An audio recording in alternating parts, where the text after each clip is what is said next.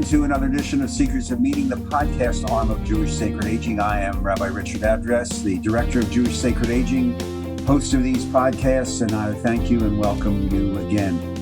These podcasts, as many of you know, are designed to explore issues relating to our own longevity, the implications of longevity onto our community, our families, our own self. And if you'd like to contact me or make suggestions on the podcast, feel free to email me at rabbiaddress@jewishsacredaging.com. And it is a great honor and pleasure to welcome Judith Graham, a nationally known columnist, navigating aging column for Kaiser Health News, contributor to the New York Times, and a real expert in the field of aging and longevity. Judith, welcome. It's very, very nice to see you. Thank you for the honor. And you're in Denver. I hope things in Denver are fine and warm and beautiful today. A little bit chilly today, but very sunny, which we always have in Denver, and I'm delighted to be here. So, Judith, you've been writing in all this field around longevity and aging for years, the Navigating Aging column for the Kaiser Health News. What's your biggest concern right now for our generation as we move forward in our own life? Are there one or two issues that you feel have just risen to the top of concerns for our generation? Oh boy, that's a big question. Let me start with long-term care. That remains a huge unaddressed issue. There are no long-term care benefits for people of middle income. Poor older adults can seek care via Medicaid. Wealthy older adults can pay out of pocket. You and I assume, if we become disabled at some point and need care in the home, it's very difficult to afford it on a middle class salary. And there is a predicted and an actual shortage of workers to provide that care. So we're living longer. We're living longer with some degree of disability. More people are living apart from families or are never had families, and they're going to need care. Who's going to provide it? How are they going to get it? Huge issue. You mentioned something. It just triggered something because we have somebody, Carol, who writes for our lot on these solo agers, and I think you've written about it. More and more people are increasingly becoming aware of the fact that there is an increasing people who don't have any family. They are alone. They're solo. Um, how are you understanding the implications of this for our society? Is anybody really paying attention to this? Because it just seems to be a growing concern as you say, we're living very, very much longer. It's a huge concern, and I don't think it's getting the concerted attention that it needs. This is primarily a woman's problem. Men tend to remarry if they become widowed or divorced. Women don't. More women are unmarried, so that the proportion of women who are 75 and older, and God forbid, 85 and older, who are living alone without people to care for them is really quite alarming. And I don't see action addressing those needs as yet. Hovering around just the things that you're talking about is this growing, what we're seeing, I think, and I think the pandemic has exacerbated this growing economic divide amongst older adults between the haves and the have-nots. In your reporting, in your research, how prevalent is this? How dangerous is this, in your opinion? Oh, it's an enormous problem. And you can think of haves and have-nots, just referring back to what we just spoke about. in terms of those with financial resources and those with social resources, and those with community resources. So, for instance, financially, a large portion of older adults who are living on fixed incomes, barely have enough to get by. And this isn't commonly appreciated. So when a new increase in Medicare Part B premiums, which we've just seen announced for 2022, that pays for outpatient care, comes along, they think, how am I going to pay for that? The cost of housing, the cost of food. Financially, there are an important subsection of the older population that just is barely making ends meet. And again, they're not receiving enough attention. And then, of course, there are those who are very well off and doing just fine. And this is particularly an issue with regard to housing. So, for instance, yesterday I spoke to a woman. She's middle class in Chicago, and she's 75. She's been living in an apartment tower on Lakeshore Drive, but she recognizes that she may have needs going forward for more support. There is no affordable housing for the middle class in her neighborhood or anywhere near her in Chicago with supportive services. She might have to move to another state, or the suburbs. This issue of affordable housing, where are people going to live as they need more help, is an enormous issue. And then we mentioned the social resources, those who have family members, children, neighbors who are able to look after them are very different from those who don't. And that's a function of all kinds of things. It's a function of neighborhoods. It's a function of the patterns of living that people developed in middle age. As I said, it's a function of whether people get married or not, and as we said, women. So this growing disparity between the haves and have-nots on multiple planes is very, very concerning. Perhaps the most requested workshop that we do out of Jewish Sacred Aging has to do with this life stage of caregiving. I know you've written a lot about, because we posted on the Jewish Sacred Aging Facebook page many of your comments that touch on this thing. And every time we post something around caregiving and the intergenerational challenges of caregiving, or the fact that this is a new life stage that can last for years, if not days in Alzheimer's, so it's perhaps decades. Where do you see, or how do you see the support services, the government, trying to aid in this new life stage of caregiving? Because, as you've written, it is a family systems issue. It can go on, and in fact, generations up and down. And so many boomers are caring for still an elderly parent. They may be caring for parts of their grown children. They may be driving carpool for their grandchildren, and still working and managing their own jobs.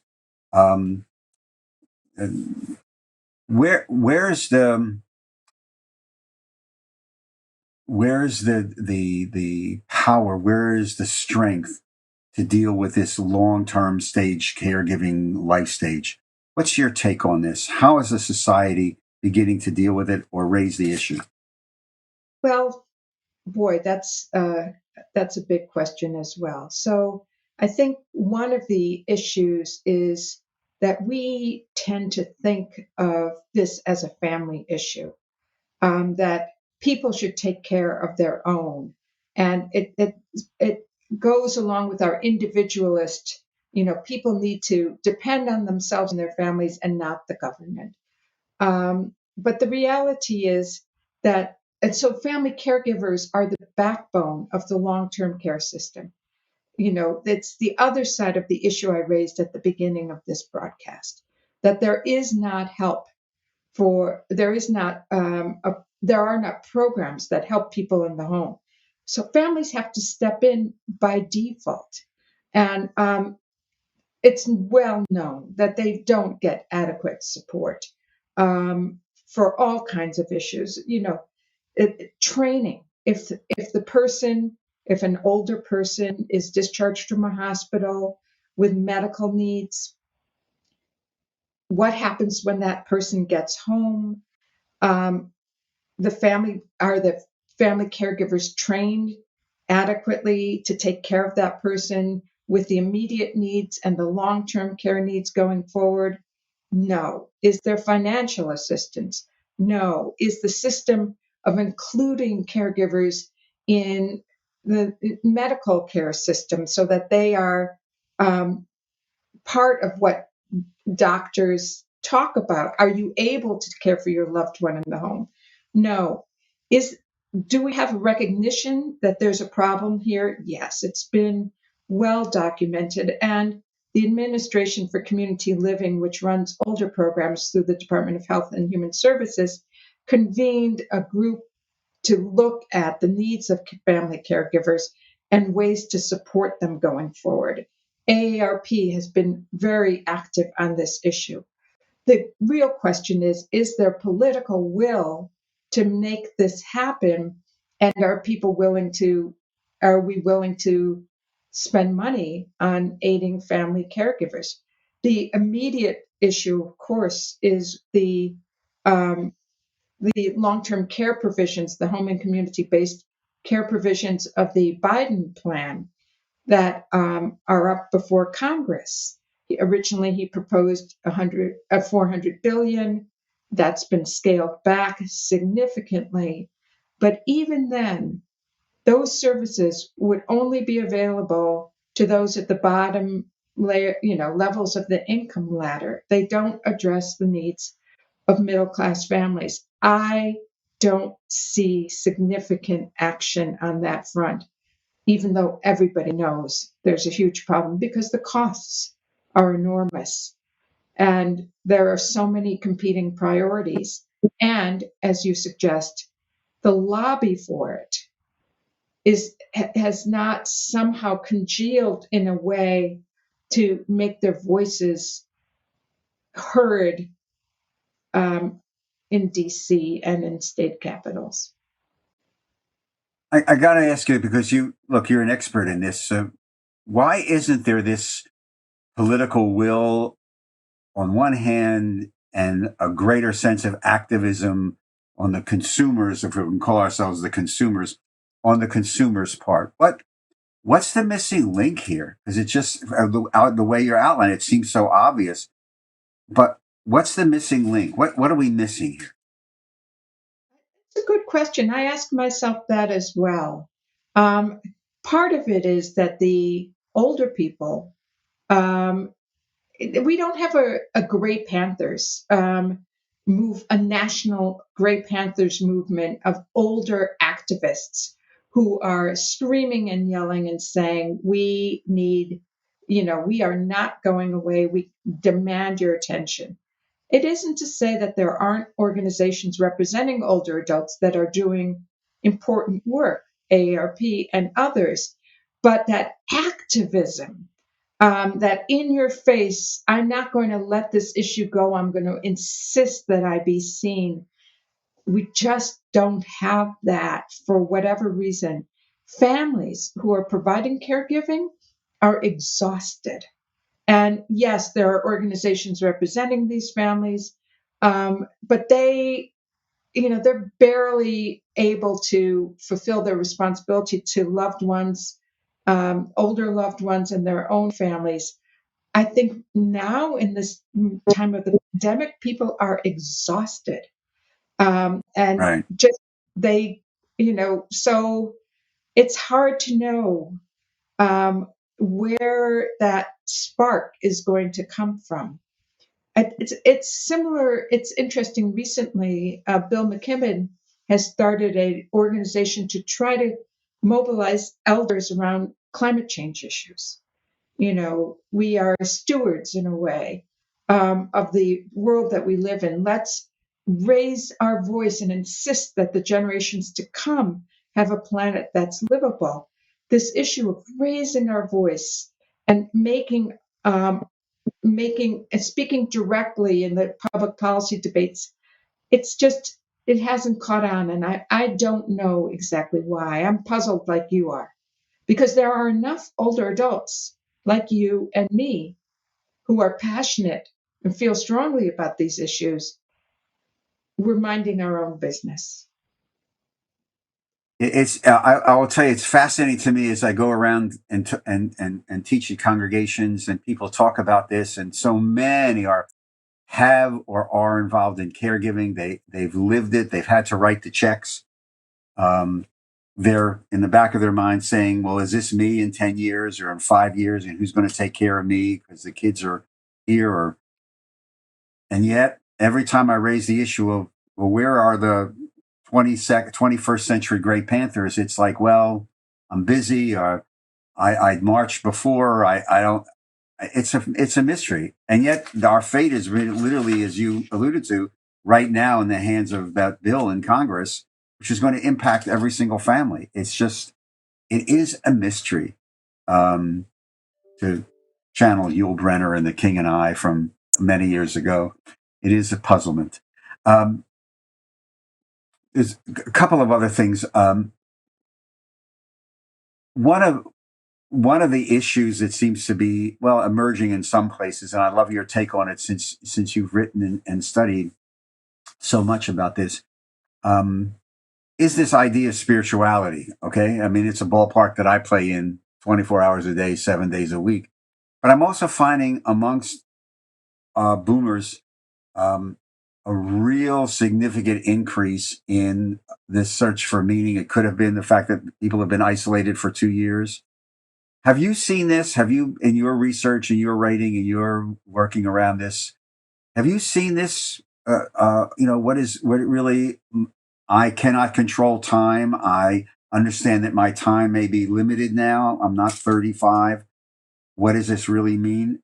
And if so, how have people been dealing with it? How have people been then manifesting this desire to have this sense of meaning? That's a really interesting question. I'm 66, and I see it in my age group. Many people of my age, friends and family members, have begun retiring. And so work is no longer the center of life. And there's a sense, of course, that if we've had children, I have two children, that raising our children is behind us as well. And we may be looking forward to 20, 30 years of life. What is our purpose in that stage of life? Why are we here? So many people I know are asking this question of themselves. What now gives my life meaning? Is it just tending to my own garden? Or is there some way to be involved and in something bigger than myself? So people I know are doing different things. They're joining organizations, they're serving on boards, they're taking care of grandchildren. But behind all that, I sense this issue of what gives this period of life meaning, a sense of a lack of direction. And it's a spiritual question that Yes, remains yes. really wide open and isn't much discussed, I think, because it's felt like a personal failing, like I should know what to do with myself. Again, this is the tension between the individual and the collective. But everybody's feeling that way. And part of it is the map for this part of life. And we grow up knowing what we're supposed to do at different stages of life. We're supposed to do well in school and then go to college and then build a family and make a career, and then you arrive at the point that I've just described. What's the map for this part of life? how are we supposed to navigate it? And so many people are asking themselves this question. And I think it has practical dimensions and very deep spiritual connections as well. I mean, that's why this comes up every time. I mean, I go out or teach, and I mean, it's really the basis of our work at Jewish Sacred Aging, this spiritual quest.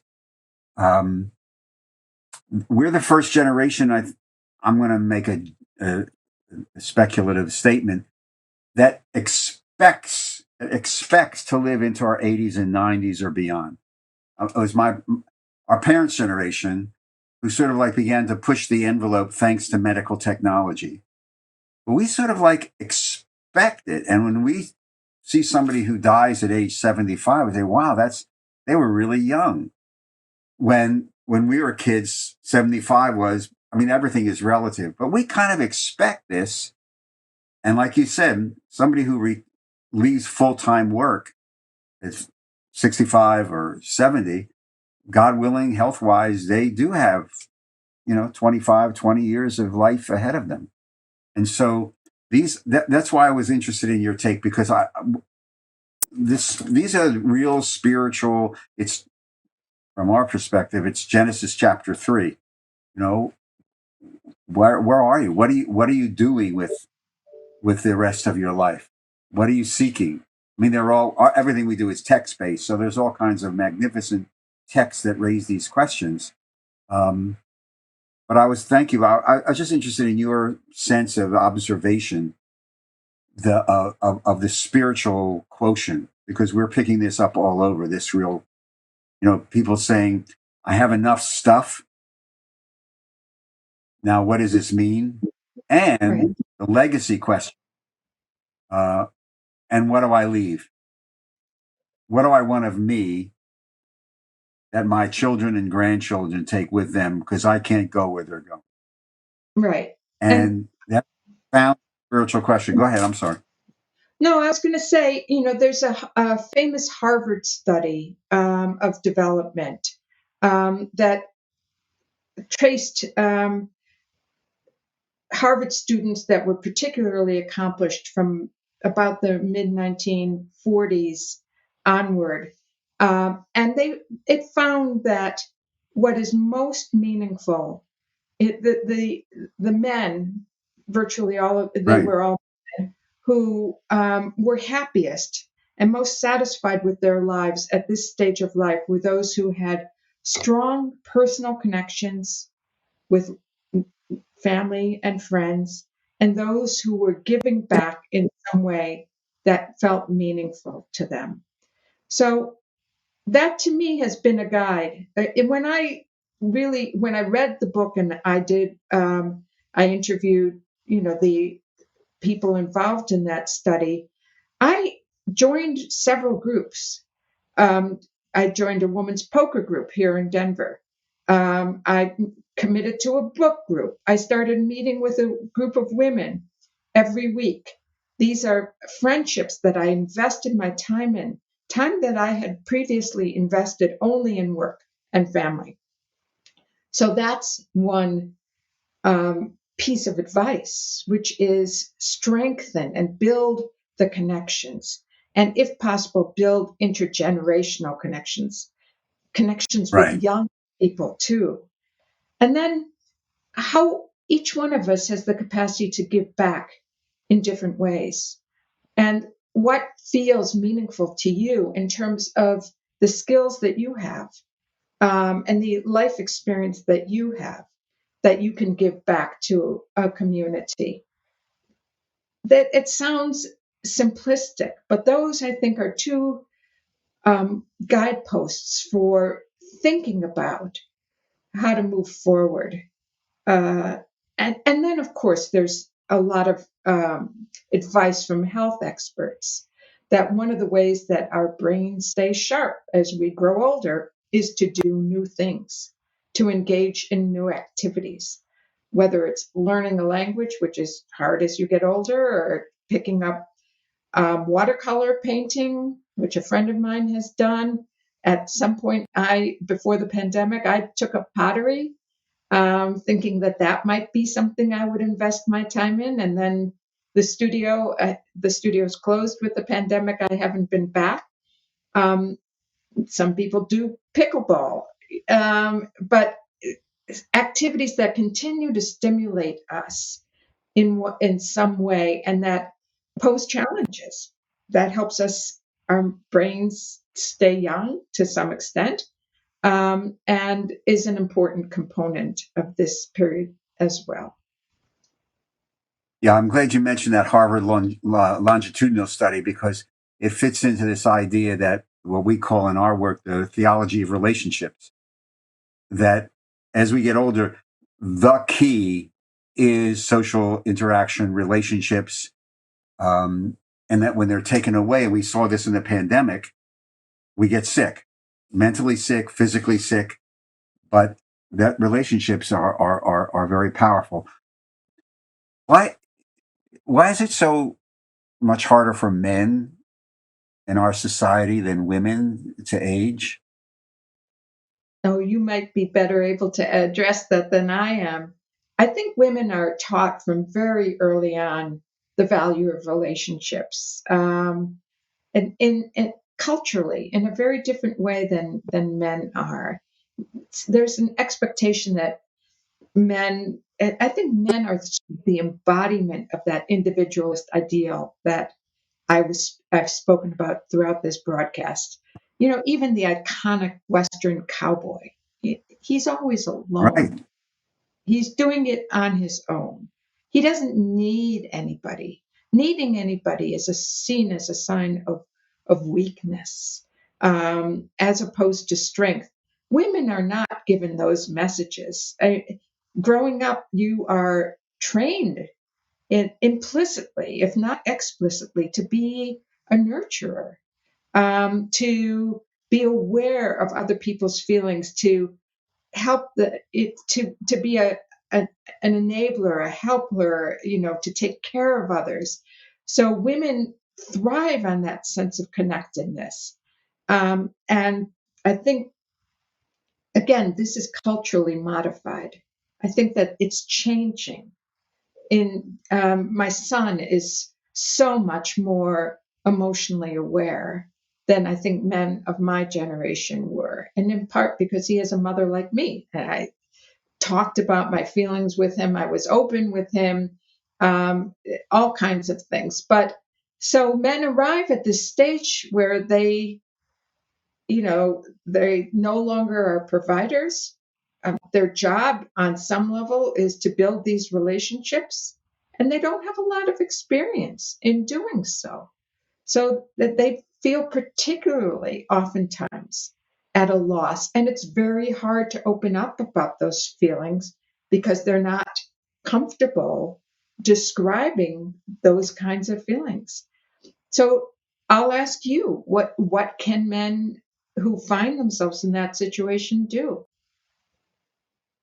Is one of the many challenges and sometimes failures of programming in congregational land has been to develop real, honest communication outreach programs for men in a community or men in a synagogue. For example, work was our identity, and especially if you leave full time work and that identity is taken away. We see this sometimes with retired clergy, because the phone stops ringing as of July 1st when they retire. Um, it's very difficult to say break down the barrier and say, look, we need to talk about the fact that our bodies are changing, our relationships with our wives are changing. Um, we're aware that those sands of time, and we are told we're going to die first. All this scares the expletive deleted out of a lot of us. But you're right. And we kept it. We don't share. It's the Shane. It's the John Wayne. It's the frontier theory, the Frederick Jackson Turner theory of American culture. I do agree with you. I think it's changing. I see this with younger men. They seem to be much more open to talk about where they are emotionally. But I know, and a lot of baby boomer men that I've talked to, they just say I really would like to do this, And when presented with the opportunity, well, I'm busy. I got to mow the lawn. I got to do this. But I, I think it's so important. So we were talking, these are real spiritual moments here, real spiritual. And when you add the family relationships and the family dynamics and the fact that I think that 27% of American families deal with some sort of an estrangement. It's really, that's why I wanted to ask you the question. We don't do enough culturally. And speaking of culturally, given the fact that the baby boom generation, okay, the second largest cohort in American culture right now, we were surpassed by the millennials, I think, 2 years ago. How ageist is still the American society? Are we still a youth-oriented society? Oh, absolutely. Ageism is everywhere. It's pervasive and it's pernicious, and it's people don't even recognize it. This woman who I mentioned speaking to yesterday in Chicago, she was in the world of politics in Chicago, and she said to me, Judy, I was so aware of racism as an issue. You know, Chicago, which is where I grew up, by the way, is a very segregated city. So I was aware of racism, but until I got older, I didn't even think about ageism.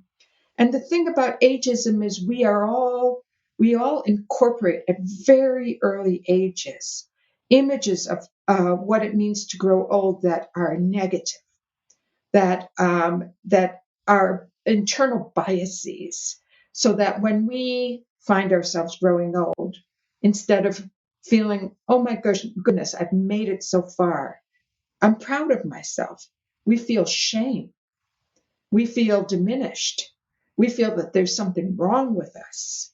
God forbid we have gray hair or wrinkles. God forbid we're not young any longer. We have to excuse ourselves now for not being young.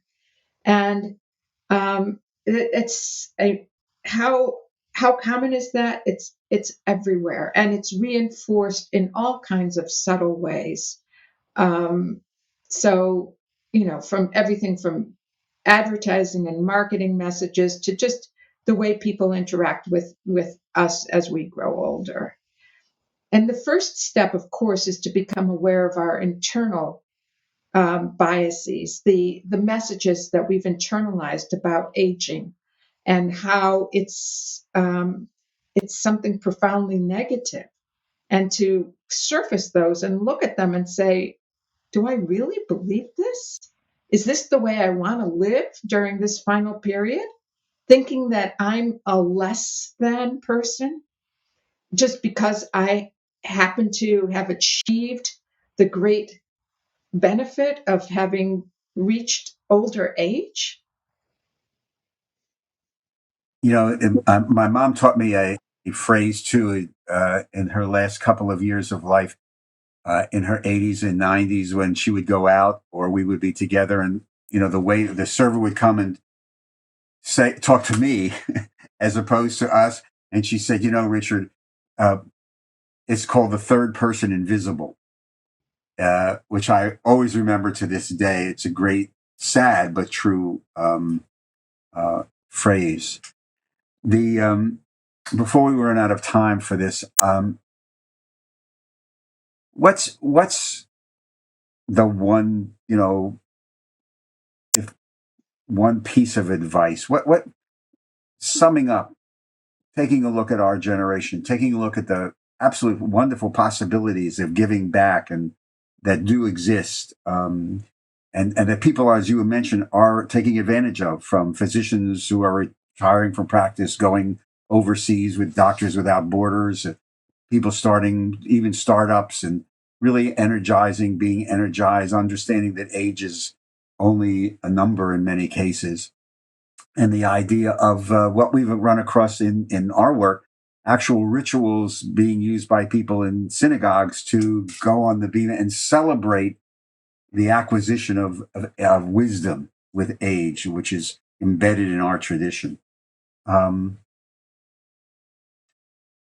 What's this one wish that you would give for people as we get older? What's the one thing that you want them to hold on to and not let go of and internalize in their soul? What's that one thing?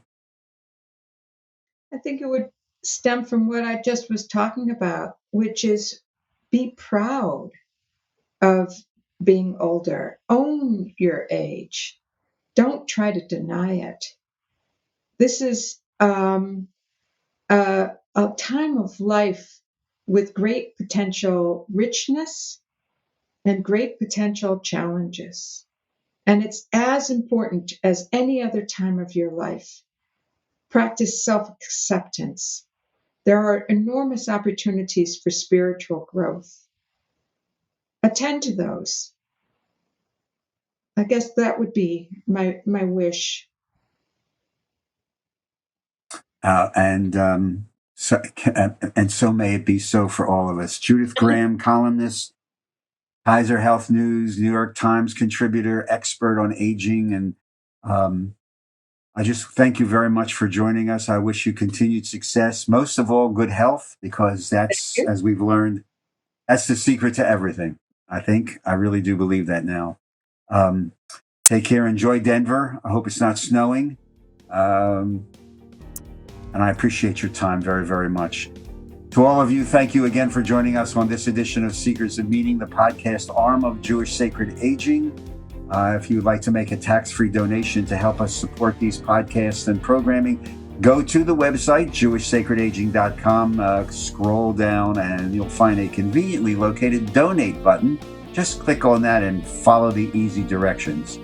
A reminder that Seekers of Meaning is produced at the Broadcast Center of Lubetkin Global Media in beautiful Cherry Hill, New Jersey. And a big thank you, as usual, to our producer, Steve Lubetkin.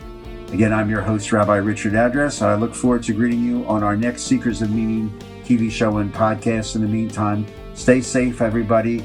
Stay healthy, stay well, get vaccinated. Until the next time, shalom.